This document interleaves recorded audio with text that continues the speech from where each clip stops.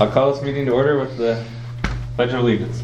I pledge allegiance to the flag of the United States of America and to the republic for which it stands, one nation, under God, indivisible, with liberty and justice for all.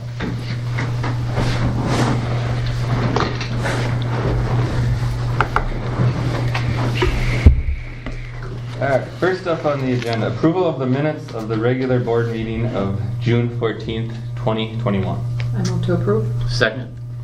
It has been properly moved and seconded to approve the board meeting of June 14th, 2021. All those in favor signify by saying aye. Aye. All those opposed, motion passes. Next, the approval of general fund vouchers 78739 through 78797, voided 78761, and wire transfers 202-10565 through 202-10611. Move to approve. Second. It has been properly moved and seconded to approve the general fund vouchers and wire transfers.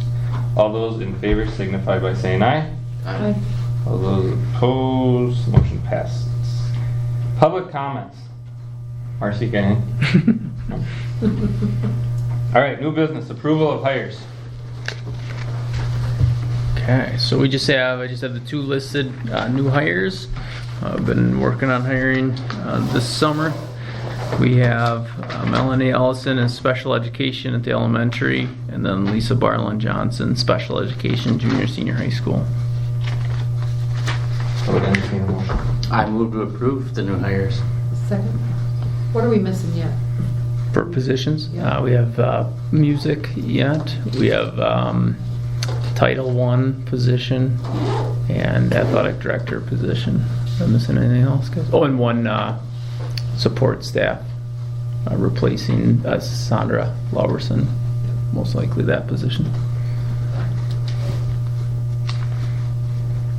All right, it's been properly moved and seconded to approve the new hires. All those in favor signify by saying aye. Aye. Those opposed, motion passes.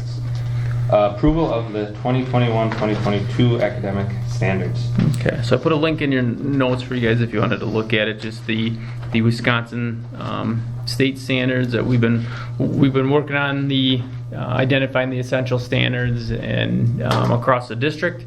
And each year at state statute it requires that all school boards have to identify the student academic standards that have been adopted by the school board, and it's been past practice that you guys have adopted these state standards. I move to approve.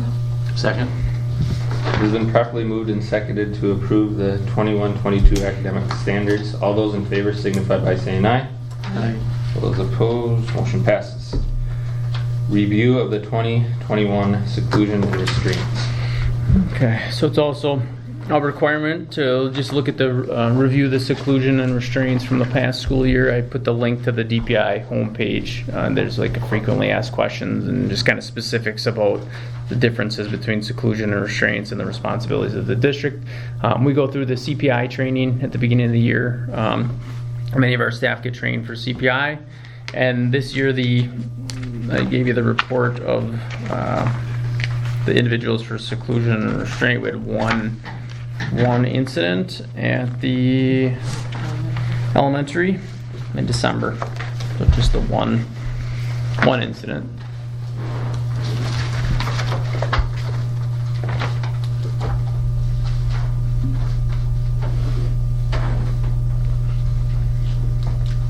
Guys, any questions on that?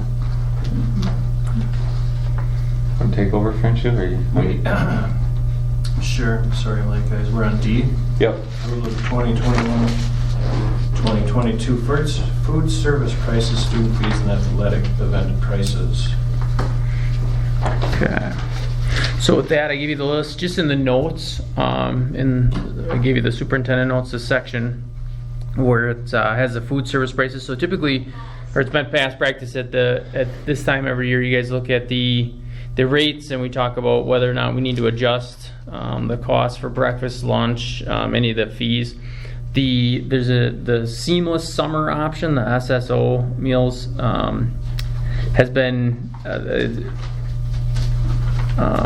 will be provided through June 30th, 2022, that all breakfasts and lunches will continue to be at no cost to all students for the 21-22 school year. So it's DPI, they've released it that's going to be the same that we did this summer and then last year too, where it's at no cost to any of the students for breakfasts and lunch. So I put the prices in there just in case, just to be approved in case that for some reason that is removed or changes. But as of right now, all of the lunches for students, if lunches and breakfasts for students will be at no cost. The athletic event prices and then the adult lunches and then the student fees all remain the same from previous years, or from last year. I'll entertain a motion. Move to approve the food service prices. Second. It's been properly moved and seconded to approve the food service prices, student fees, and athletic event prices. All in favor, signify by saying aye. Aye. All opposed? Motion passes. Next item of business is consideration and approval of access control purchase. Okay. So that was tabled last meeting. I provided you with an additional quote. So there's two different quotes in there. The UHL quote and then is it Burkada quote has it lay out the difference. So this is the system. It would be replacing the system for the door locks in both buildings, some of the hardware, and then some additional, the option 1 and 2, a couple different, some minor purchases. But the first quote is substantially lower than the second quote. There aren't many businesses that do this. The main difference between such the large discrepancy between the two quotes is the second quote, the higher one. It's almost $60,000. It's cloud-based. And the first one isn't cloud-based. So.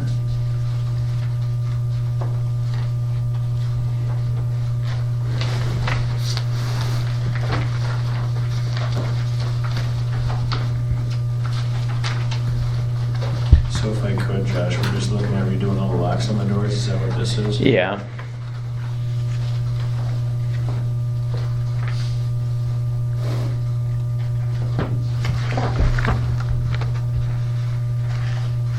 I move to approve the UHL bid proposal.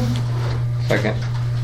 And properly moved and seconded to approve the UHL bid for the locks. All in favor, signify by saying aye. Aye. All opposed? Motion passes. Next item of business is review of the 2021 summer school. Okay, so I'm gonna let Mr. Peterson share the 2021 summer school, but before Mr. Peterson shares his, I just want to say it was nice to have summer school again. You know, last year we weren't able to for obvious reasons, but we made a couple changes this year to summer school, some which we'll stick with just because it worked out better, and some we won't. But overall, I thought it was a huge success. It was nice to have kids. It felt like we had even more kids in this building this year too, a couple more classes, and both buildings were immediately after the school still hopping and kids doing some really neat things. Our staff really stepped up. We had a lot of nice offerings for the kids in both buildings, and it was a successful summer school. So I just wanted to say that, and I want to say thank you to all the staff that helped make it possible. So I'll turn over to Mr. Peterson. Yeah, I mean, very briefly, we had approximately 210 students, grades 4K through 8th grade, that were signed up, and actually it was 4th through, we did have a couple 7th and 8th graders. I say approximately because Patty Weiss didn't, I don't have like the final numbers. We had kids adding up till the very last days, and then we had a handful of kids who signed up and then didn't show. That happens every year too. So it's approximately 210 kids. So yeah, we had that, and then also the high school and middle school credit recovery and remedial program here. So I don't have the exact numbers there, but there was a good number of students there as well. We had free breakfast and free lunch as provided through the grant program that we had all year. So that was very good. As far as our staff, there were two high school staff that worked over here with the middle and high school kids. We had 16 teachers and 7 paras in the elementary school working with kids this year. And of course we had 3 or 4 cooks there every day, secretaries, bus drivers. Still, like Mr. Ernst said, a lot of busyness, and the buildings were still hopping over the summer. Want to thank Patty Weiss for coordinating the scheduling. She does all the bulk of the work with the registering of kids for classes and getting them assigned to their classes. But yeah, we did have a new format this year. I'll kind of come back to that. As far as COVID stuff, we kept kids in cohorts, and we spread them out in the commons for breakfast and lunch. We had some of the kids eating in classrooms to try to maintain some of that social distancing where it was reasonable. And then in the classrooms, kind of like during the school year, the kids that were together in the rooms, we kind of treated that as a cohort, and they definitely were not always, more than 6 feet apart, but they were definitely treated as a cohort like we did during the school year with classrooms.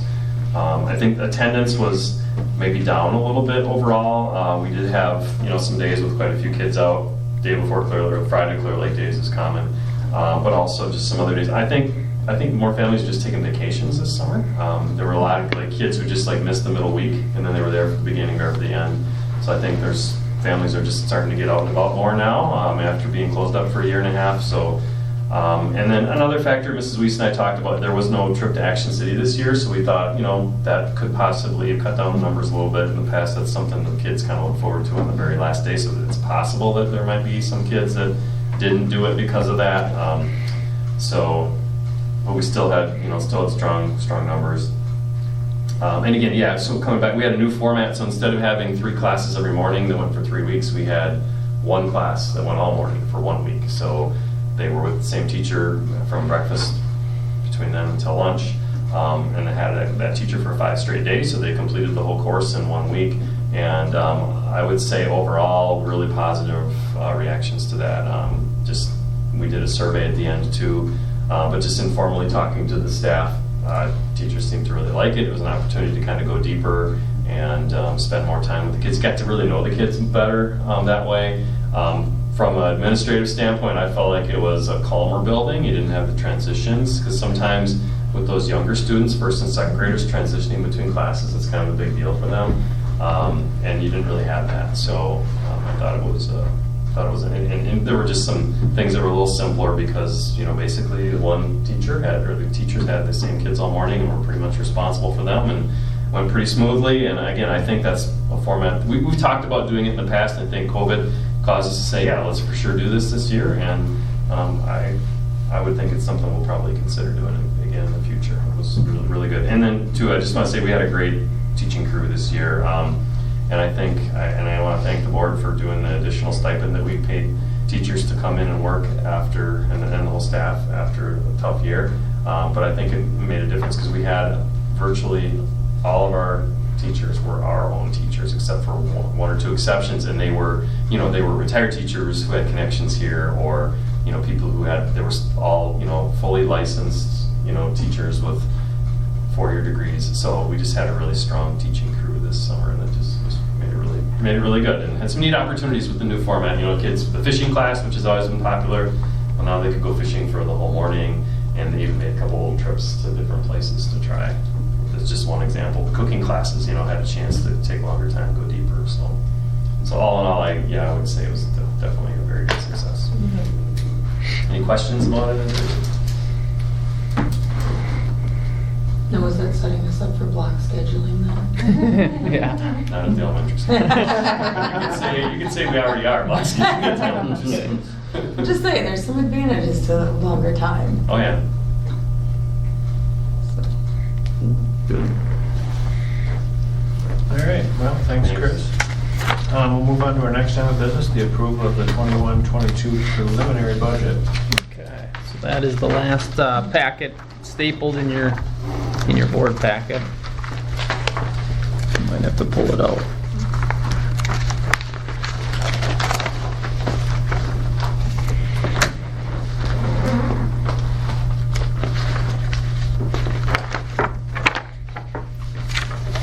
Okay.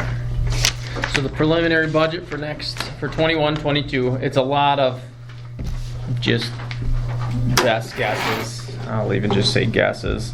The budget, the biennial budget went to Governor Evers' desk the day before I sent this to you guys. So, to even look at what was vetoed and what was, this was just a based off of really all of our numbers from last year. It's based off a 1% property value increase. So this really isn't going to give us this just gives us a generic look at kind of what to expect, but the annual meeting is going to give us even a much better look at it. So a lot of these numbers will even change for the annual meeting, and then the final budget obviously in October. So we didn't, typically most of the numbers come in October, but even by this time we have a little bit of a better guess.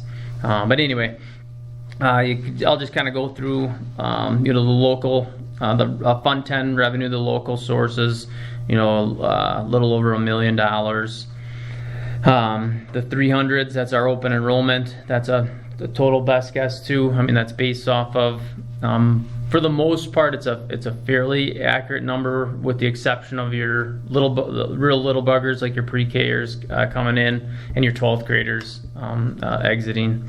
So that's fairly accurate, but the open enrollment is always kind of a best guess, because parents have the ability to make or change a decision at any point during the school year. Josh? Yep. Does the 300s, the 368,897, is that a plus number? Yeah, this is revenue. Yep. So these are our open enroll kids coming in. Oh, we still have the open enrollment ones going out on the expense side, I guess. Yep. I guess what I was getting at, are we seeing an influx of people from some of the neighboring districts now, or no? We have a large number of students that have applied for next year, but families don't have to commit until day one. So the district has to commit. So we have a decent amount of Amory students that have open enrolled in, and a couple of surrounding districts too. So more than normal. Normally, we've looked at it at the board level, like the open enroll in versus open enroll out. Almost every one of them is connected to, like my 4 children, they open and enroll in because we live in Amory. I work here. We have a handful of staff, and a lot of our open enroll out kids are the same way. While their parent works at Prairie Farm, so it makes sense that they're open and enrolled at Prairie Farm. This year is the first year that we've had a large number of open enroll kids, families that have chosen to open enroll in. But like I said, they're not committed yet. So I don't know. I'm not sure how that's going to impact our budget or staffing. If it will, if those families choose to enroll here in the fall, then it certainly will impact our budget and probably some staffing decisions too, right at the beginning of the year. So what's the reason for this influx of interest? There's a couple different ones. The main one that's been communicated to me from Amory is just the stance on the Clear Lake is choosing to stay neutral with the LGBTQ push and the critical race push is what has been communicated to me, that we're not going to be implementing anything. I believe that's those two topics aren't something that the school should be pushing. So when we say neutral, meaning it's not in the curriculum. Yeah, we're not implementing anything in the curriculum. We're not pushing it through the guidance department, or I've been told some other districts are choosing to have students identify, whole grade levels as far as what gender they associate with, and kind of approach it that way, where we just aren't. So, does that make sense? No, that makes sense. It's just when you say neutral, it means like you don't have an opinion on it. I think every person has an opinion on it, but being respectful of people's opinions and not forcing an opinion. Yeah. Or forcing children to have to have those conversations. Yeah, exactly. And I guess by neutral, it's not the school's place to in my opinion, to interject that into the schools or into and have those conversations. That's up to the parents. So. Would there still be resources throughout the school if students wanted to explore or needed more information? As far as... Like, we're not shutting off certain topics. No, and so one example that I, just internally we've talked about I'll take the LGBTQ topic, for example. Not that we're eliminating that from our district and there's no place for it. I also don't want students leaving this district being naive, but it should be in the context of a health department. The health curriculum age level apartment. There's a small unit you guys approved 2 years ago where they get those terms and they're leaving here. We're just not we're not having those kids navigate that themselves. And we're certainly not promoting it. It's not. That's kind of the at least the conversations of some of the families that have been coming our way. I think we have to. I guess personal opinion is we can't pretend like it's not there, and not just address it. Otherwise, I feel like you're going to have questions from students. Like, where are they going to go for that information if they can't go to their parents? Yeah, and I don't think anybody. I wouldn't say I'm pretending that it's not there. I just think the push that you're seeing across the state and country, I think, is really extremely, in my opinion, inappropriate as far as how it's being pushed into the schools and being forced upon kids to have those conversations prematurely and out of us, sometimes out of and not in a safe environment, and sometimes asking kids to navigate that topic by themselves as well. Is it something like when you talk about, like, as a parent, when you go through that whole sex ed piece, you get notified as a parent, you have the right to exclude your child. Is there something from a parental standpoint that we should be notifying parents that even some of this is still in, like, even the health curriculum, and do parents have an out if they don't want their children to go through that? We don't. I mean, we certainly could. Right now, the only thing the health curriculum has is one lesson identifying all of the different acronyms and terms for the kids, so they're aware of what those terms are. No, I was just thinking it's kind of along those same lines. If, as a parent, I'm comfortable, that could be part of it. If you're not comfortable giving, as we move forward, if it does come down, is there a way for parents to have a choice? I just don't see this stopping. I feel like this train is moving, and at some point it's going to come, and we might need to have a plan. And some districts are going to choose to take the rails out from under the train, and some are going to just try to be quiet and navigate it that way. I think that this is a war that we're going to have to fight. Not us personally, but the school boards in the future are going to have to continue to fight against this stuff. For me personally, it's our job to teach our children things, but is it the school's job or is it the parents' job, right? And as long as I'm on the board, I don't think we should teach things that some people consider sin. Well, we're not a religious institution. I'm just wondering, if you have to go that way, can parents have a say in it? Because I feel like as a kid, my mom would never let me do it. I don't know if they must have notified them back when I was going to high school. Yeah, and I don't think there's anything that's worthy of notifying. Yeah. We're not teaching anything, or I'm a parent myself. I wouldn't be comfortable with it being imposed on my own 4 children. So, but I think it's right now, like, and I think, I don't know who, I'm not sure who was all on the board. Do you remember when Mrs. Strzelczyk came in and we identified the one lesson? Yep. That's the extent of it right now. So I think, we're taking a more conservative approach in our district, where we're not looking to impose it on it, because I do think it's it should be the parents' decision on the sexual orientation, and that's in the context of the health curriculum at a higher level, grade level. It's at the high school, within the context of the health department, and we could certainly revisit it if you guys want to see what it is. It's in a... No, I'm just thinking that one of the ways to navigate this is being transparent with parents about what's in the curriculum. I think that's where the neighboring districts have gotten into maybe a little more heated discussions, is not being as transparent with parents about what's really in the curriculum. Yep, today we met as an admin team and looking to implement next year. We've got a document started where the curriculum, textbook, apps, resources being taught in the classroom. Teachers are going to have to identify even movies that need to be admin approved.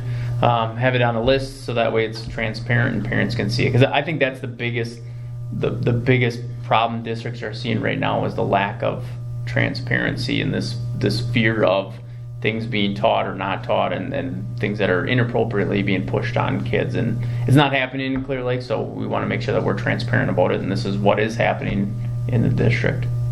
No, but I like that idea of just, if not this book, then this book. Because personally, I have a kid who didn't read a book because she didn't think it was appropriate, and then you sacrifice and you get an F. Well, was that really the lesson we needed to have? Or was it, you need to read a book and be able to do a book report? What was the true standard you needed to meet from the assignment? Yeah. So, I think the transparency is a good idea. Yeah. So, and I think we're headed in the right direction as a district. I think we're going to be transparent, and even more so. And the last year didn't help. When you're having, we didn't have parents in the building, and there's that feeling of, you're kind of separating the community from the school district, which was unfortunate because this is the hub of Clear Lake. I mean, we're extremely supported by our community, and hopefully we'll have parents back in the building and be able to show transparency as far as what's being taught at every grade level, and not only that, but what resources are being used and what websites are being used and what movies are being shown. So. Is there a way to get parents, not necessarily access to Google Classroom, but like updates as to what's happening in those Google Classrooms, just some sort of a communication even out of that Google Classroom, where it doesn't have to be something above and beyond for the teacher? Because I think some parents are really into it and want to know, and others are, I don't need the extra paperwork coming home. Yeah. You can do something. Yep. I know I used to get a report. Yeah, I got one from Miss Steffen. It would be a weekly. It was from my high school daughter. It was just like weekly summary of what was in Google. Yeah, it was just really nice. I don't fully know why I got it or how I signed up for it. My wife did, or why I got it for one of my kids and not the other. But I know that I know you can. I think it's initiated on the teacher side because I got it from Miss Steffen and nobody else. Well, I think it's from because I got it for all her teachers. So I don't know. I'm not sure why I got it or how I got it, but it's just something to explore for parents who want more. Besides the weekly Skyward that comes out and tells you what your kid didn't do that week. I can look into that. The Google Classroom piece. I know it can be done. If you're looking for transparency, that's about it. I mean, it's not subjective, it's real life, and it doesn't feel like an add-on to the teacher. Yeah, I received them for my daughter going into 9th grade. She got the Google Classrooms were sent to mine too. So I'll look into that and we can see how to make sure we can get it to parents. So how dangerous, Josh, would it be to use that transparency piece on the health issue and use it as a promotion? On the health? Well, on the what we were just talking about, what we teach and what we don't teach, or the curriculum. Oh. For that. Yeah. I mean, is it dangerous to cross that line and actually promote this is where we stand in Clear Lake? I mean, it sounds like it's kind of serving us well to our neighbors right now. Yeah. Or is that a fight or a battle that one wouldn't want to, or a hornet's nest you wouldn't want to kick? Or I mean, I'm kind of in the camp of just let's focus on what we're doing, and whatever happens, happens. And if families end up choosing to come here because we got a great district, which we do, and we're doing what they believe, then that's great.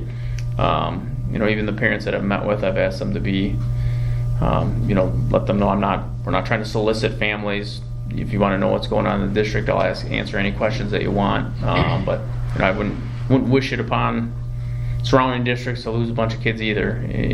But I think what we're doing is the right. We're heading in the right direction as a district, and I think we'll probably benefit from it too. And I think it's in the best interest of kids, which is the bottom line. So what number, I mean, you said, so the curriculum is one issue we've talked about. What numbers, how greatly could that impact teaching in classes and sizes and all that? It depends on the and you don't know until school starts. Yeah. Depends on what age level and if we had a handful of kids in our SAGE population classes, it could drastically impact a last minute hire pretty quickly. So what we're seeing, the open enroll population is pretty spread out, so I don't think it'll have a huge impact on staffing. Definitely would impact the budget though, with 30, 40 kids into the district, spread out throughout the district, could have an impact. Okay. Fun topics. I was gonna say, that's not a bad problem necessarily. That's a good No, thing. that's a great problem, yeah. Okay. Sorry, no, that's totally all right. sidebarred off the budget. Yeah, I got it. All right, so the first page is the revenues for Fund 10. The total fund revenues. This is without the ESSER money. So the ESSER money is the money from the federal government. Right now we have ESSER 2 and then ESSER 3. ESSER 2 money, there's a total of about $335,000. We've spent $100,000 of that. ESSER 3 is about $700,000. That's coming our way too. So both of those numbers don't reflect the current budget because it would just skew everything. So I just, if you see the ESSER, I just have 0 in the ESSER fund, just to give us a better feel for what it's going to look like next year. We talked about what the ESSER funds are earmarked for. Like, what are we spending those? A little funds bit. on? Like a couple of the approvals that we did last month I had mentioned that it was tied to ESSER money. The HVAC system in this building we've currently started, so that's a pretty big ticket item that's going to be tied to it. The Bobcat. Right. Yeah. Van. Right. Yep. Did all of them make it in? Is this the security thing going to be tied to that too or not? The new DHL update? the door? Yeah. I don't think so. Okay. So the ESSER 2 criteria and ESSER 3 criteria are different. Yeah. So you can't, it's not, and I can't one of them is similar to the title money, our title funds. One of them can be used for things that were purchased and replacements purchases, and the other one it can't be replacement purchases. And I don't know off the top of my head which one is which, but I just know it's a lot of money. So right now the budget rate doesn't reflect that. I was hoping, or we were hoping to have some of this money allocated possibly to the roof in this building, and I don't think that's gonna work. I don't think that's gonna work. So I think a lot of this is gonna be, we're gonna use it for stuff that we're using in the district, and then hopefully then allocate that money that we didn't use toward like the roof in this building, if that makes sense. So there's no way to use these funds for like the teacher compensation or anything like that? No, it can't be tied to the teacher But you compensation. could use it in other areas and therefore have some other, I mean, you pull it from this area, then you can pull. It's going to allow some wiggle room for the next 2 3 tiers years. down of how you're moving it around. Yeah. Correct. So right now, just without the ESSER money in there, and it also, we don't have the the SSRA grant that I submit each year. Sometimes we get that, sometimes we don't. So I didn't add that. The 8,500 is just rollover from this year. So those two federal dollars may have will have a huge impact on the revenue side of things. But without those two, we have 7.9, a little over 7.9 million in the Fund 10 revenue side of things. And the expense side, the expenditure side is on the second page. You'll see at where are we at? Total Fund 10 expenditures. It's almost the same as the revenue. We're at just a hair over 8 million, and then 7.9. A little over 7.9 million for the revenue. So it'll be a pretty balanced budget based on these numbers, which these are going to change. So then we have the Fund 21, the activities fund. You'll see the revenue is 60,000, expenditures 60,000. That's just our best guess for the Fund 21. Fund 27, the special projects fund, or the special education on page 3. We have the total revenues, just over 990,000 for revenues, and the same for expenditures. Any questions so far? Mm-hmm. Okay. Fund 38 and 39. That's the debt service fund, and then the non-referendum debt service fund. So these are both tied to the referendum back in 2013. So and then the refinancing as well. So Fund 38, We have total revenues for Fund 38, 553,000, just a little bit over that. And then the expenditure side of things is 550, a little over 550,000. Fund 39, total revenue is 650,000, and then total expenditures is 500, a little over 500,000. Fund 46 is I've referred to it as like the safety net fund. That's kind of anything left over at the end of the year. If you recall with the state with the Wisconsin budget system, if you overspend or underspend, it impacts your aid. We're heavily state aided, so we implemented this in 2016 or 17, I think. As kind of just to help us out to make sure that we're not impacted negatively with our state aid. So right now that just has the beginning balance of what we have in there. As you can see, we'll have a pretty. I can safely say that we'll have enough money in the Fund 46 to cover the majority of the roof in this building, if not the entire roof here. So we're doing pretty good, which is nice. That was kind of our main target for that Fund 46 in the first place. Is the 2021 budget closed? So that's not going to change. This is going to change. We close, but we haven't finished. We haven't finalized all of the numbers yet. Okay. So we do it. We have not put in the 2021 Fund 46 numbers. Okay. Fund 50 has been impacted pretty drastically by that SSO, the federal money for reimbursement for breakfasts and lunch. But so right now we have the meal revenue or the revenues and expenditures. The total revenues is 587,900, and then total expenditures is 422,900 for Fund 50, which is our food service department. And then the scholarship fund, which used to be Fund 72, we moved that into Fund 60 last year, and that's just money going in, money going out. We don't have a whole lot of impact, but we have the gifts at 14,000. Well, I'll just do the total revenues is 24,000, and then total expenditures is 24,000. Does that make sense? So for the annual meeting, I'll have a little presentation, just a breakdown of the budget, what all the accounts, what all the funds are for, kind of common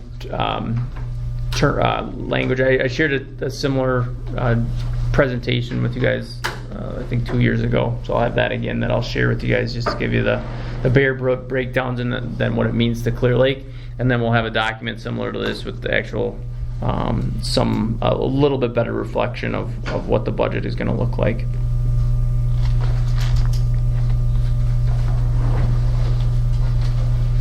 Any questions? Seems like it's getting a little easier to make the budgets up, Josh. Well, I mean, this was kind of interesting because it's just like I guess. Yeah. But I do feel like it's a pretty good reflection of what, based off, and even last year was kind of a weird year too. So based off of previous years as far as the best guesses. So I feel like it's pretty close, but it definitely will change in August. Good. Any other questions? All right, then we'll move on to our superintendent. We gotta approve that. We gotta approve I move to approve the 21-22 preliminary budget. Properly moved and seconded to approve the 21-22 preliminary budget. All in favor signify by saying aye. Aye. All opposed? Motion passes. Now, Superintendent, Dr. Josh Horowitz. Okay. I have a couple things. First, I wanted to mention we had the state track. The state track meet took place. We had a couple kids go down there and represent Clear Lake. Some great kids. It was fun. I got to go down there and watch. We had Hunter Pickard competed in the triple jump. Riley Peterson competed in the high jump. Then we had in the 4x8 relay, we had Derek Cryer, Carter Carlson, John Pearson, Adam Lenzer.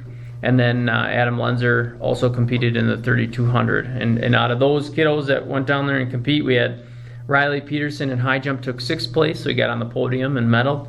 And then Adam Lenzer was a state champion and took 1st down there in the 3200. So they did a fantastic job. And I know I've said this before in different kids that we're talking about, but they just are a really neat group of kids in our the absolute.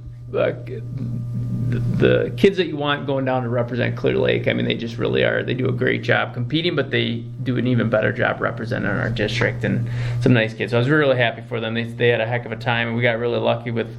So they did it a little different this year. Due to the pandemic, the WIA chose to split up divisions. They had them all in lacrosse, but did different days. So D3 was on one day, then D2, and then day 1, and it was hot down there, but we were lucky. D1 had a torrential downpour during a lot of the races, so our kids got, even though it was hot, it was better than running in the rain, I think. So huge congratulations to those guys, and even a special one to Adam Lenzer bringing home a state championship. So pretty neat in the 3200. That was one I just wanted to mention with the track. Pretty neat way to close out the season, and even with the season getting pushed 2 weeks down, they competed and did a really nice job. Summer school we talked about, so I don't have to talk about that. I also wanted to mention Mr. Melberg's started July 1st, so he officially started and he's in the district, and I said it was his first board meeting tonight, so don't screw it up. He's got a speech prepared here. No, I'm just kidding. So we're excited to have Mr. Melberg starting out and starting in his position. I had a couple other things I wanted to talk about. This one I just wanted to bring up and just kind of get a pulse of the board as far as what you guys were thinking. I met with Polk County as far as the fall plan for next year. So I've been meeting every other week with Polk County, and then Polk County Health Department, and then the Polk County area superintendents, just talking about what every district is doing. At the very beginning, if you remember, we all decided that we were all going to do the same thing, and that lasted about 2 minutes, and then every district was doing something different. But it has been a great opportunity to hear what other districts are doing and listen to the Polk County Health Department, and so that, and then also the CDC released their guidance with not requiring masks anymore, which we obviously moved away from prior to the CDC releasing that, but then had said it's now a local decision, but then later in the article released that it's not, they don't have any, that's a local decision anyway. So with Polk County, the one thing that I wanted to bring up and just kind of talk through at the board level is that they had said that the exclusionary criteria that they were recommending to do the exclusionary criteria in the fall again, this coming fall. My recommendation is that we no longer do the exclusionary criteria. We didn't do it for summer school for a couple of reasons. One, out of the couple hundred kids that we had that we excluded throughout the year, and some of those numbers, it's the same kid. Like my daughter, for example, was excluded I think 2 or 3 times. So some of those are the same student, but multiple, different times during the year. But of those, we had like 6 kids that ended up testing positive, and of those 6 kids, 3 or 4 of them were household siblings anyway, so it's hard to say if that was tied to the exclusion. So my recommendation is that the only students that we exclude are those students that test positive, and then siblings, like any other sickness. If someone's in the house sick, I think it's common sense to say, yep, the household siblings get excluded as well. So met with Jim Leadholm, our insurance carrier. I'm going to be meeting with the Tricor attorney who's part of the Leadholm insurance, just to make sure that we're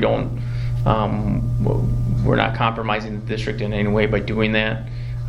They don't believe that we will be, so really then it's up to the board to decide, what do we do with the exclusionary criteria, and what are we doing with the guidance with the my assumption is that we're not moving, and we remove masks at the end of the year. We didn't do them for summer school, and we didn't do exclusionary. We didn't have any cases this summer with staff or students. Things went really well with summer school. So that's kind of where we're at. So I just kind of wanted to get a pulse of what you guys are thinking, and if we need it to be an agenda item next board meeting, we certainly can. But if everyone's kind of on the same page, and we can just proceed with what we're doing. Thoughts? Sounds good to me. I say remove it. It wasn't working. Yeah. Yeah, it's hard to do. I mean, as somebody who had kids sent home and they never end up with COVID, being contact traced numerous times, Yeah.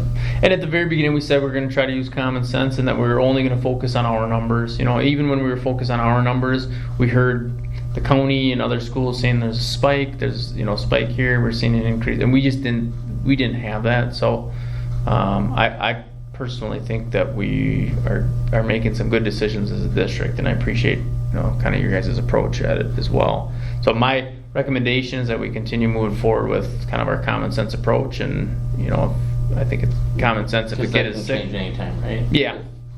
Yep. I think if you're going to spend effort on the hand washing.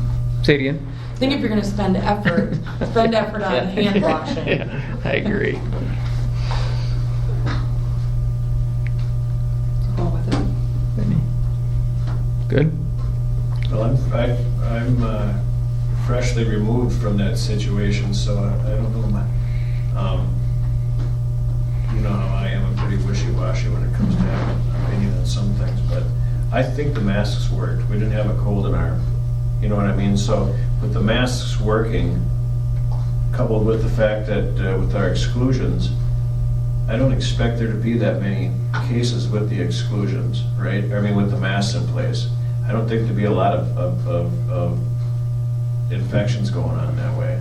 But if the masks are gone and something flares up, especially in the younger ages, I think it's just gonna, it's got the potential to spread. So if we're gonna proceed that way, I'm down with it because I'd like to put it behind us, but at the same time, I think we gotta pay attention to that, because what happened in my family was towards the end of the school, the kids brought it home, and I don't know how many other kids were sick around that time, beginning of summer school, but flushed through my house like a tornado, and it wasn't a fun deal.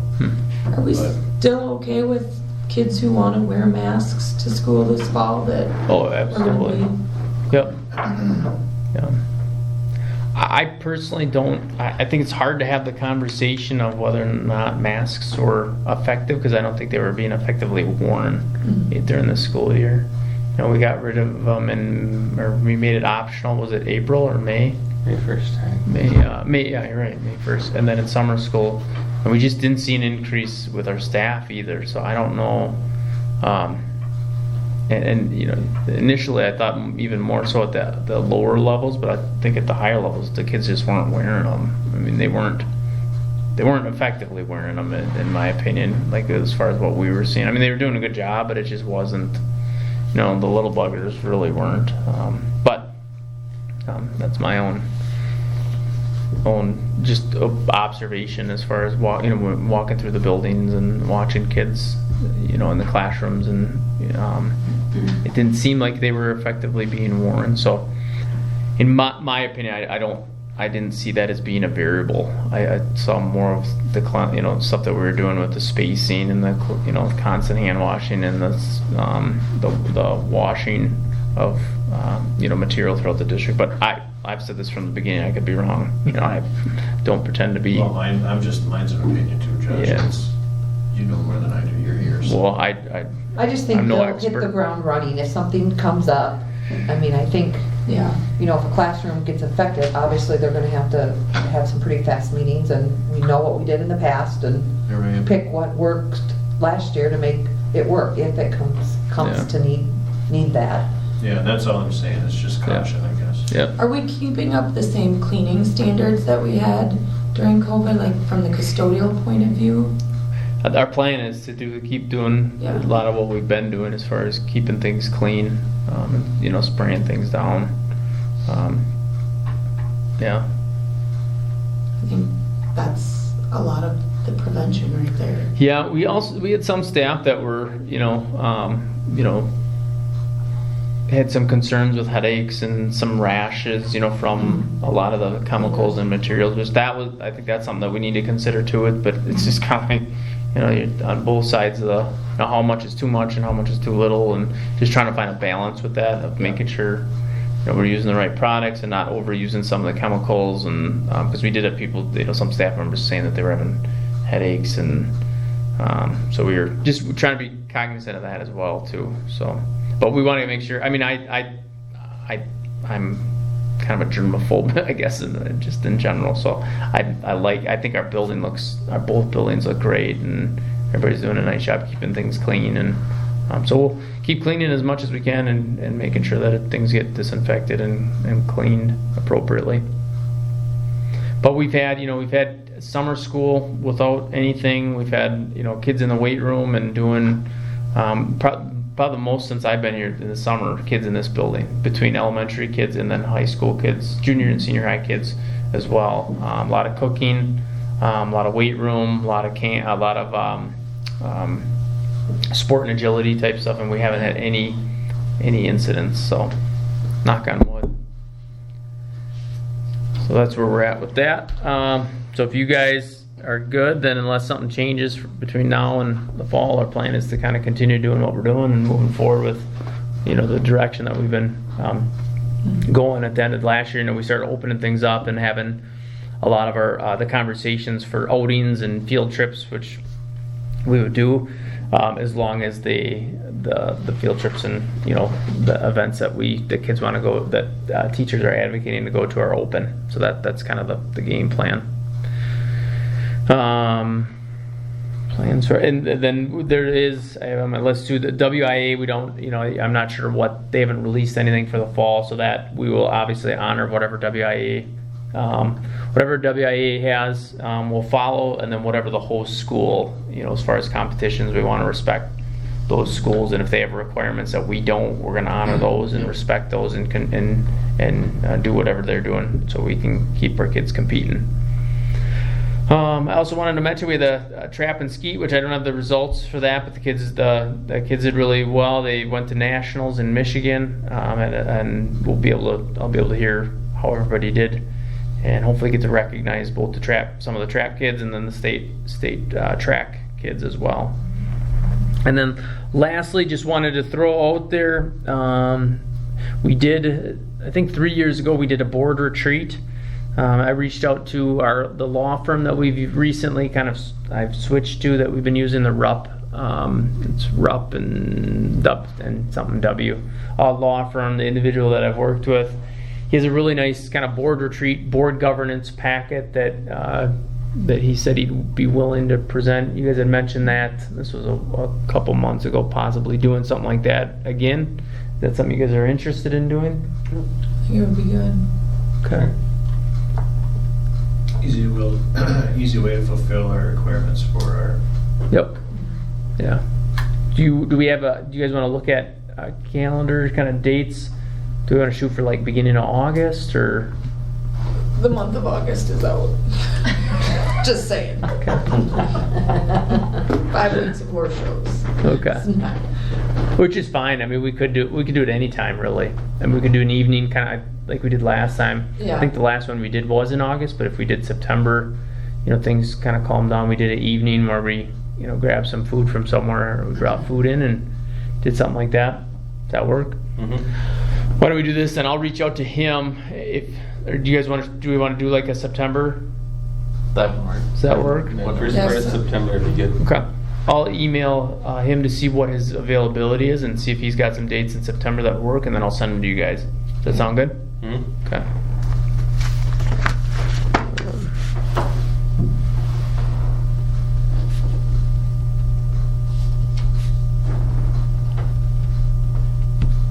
Okay.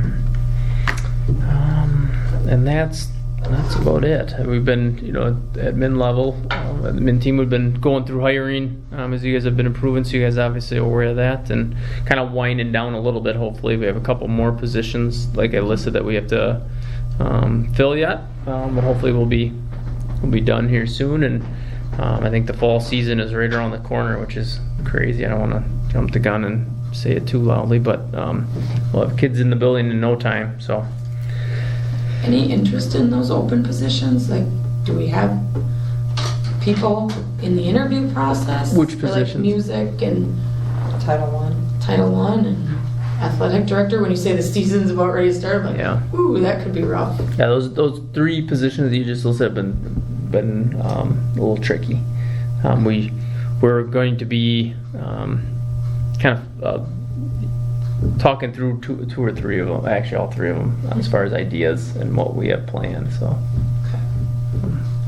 I don't want to sound cryptic, but I apologize. It's just everywhere you go, no one wants to work.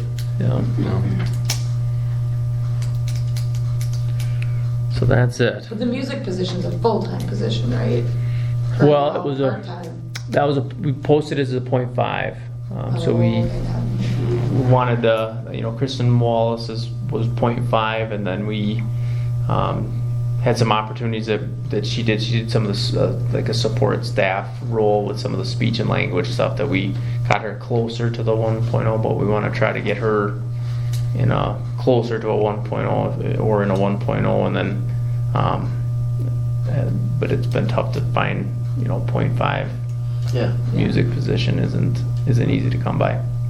On the AD position, that's almost impossible. Yeah, we didn't have any on a part-time basis. Yeah, we didn't have any internal interest on the AD position. That's not surprising. It's not a glorious job. No, it's not.